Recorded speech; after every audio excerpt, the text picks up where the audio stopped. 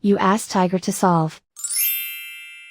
This deals with linear equations with one unknown. The final result is x equals 30.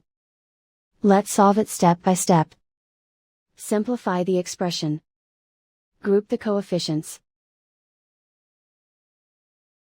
Convert the integer into a fraction. Combine the fractions. Combine the numerators. Isolate the x. Multiply both sides by inverse fraction 6/5. Group like terms. Multiply the coefficients. Simplify the fraction. Multiply the fractions. Simplify the arithmetic. And so the final result is x equals 30.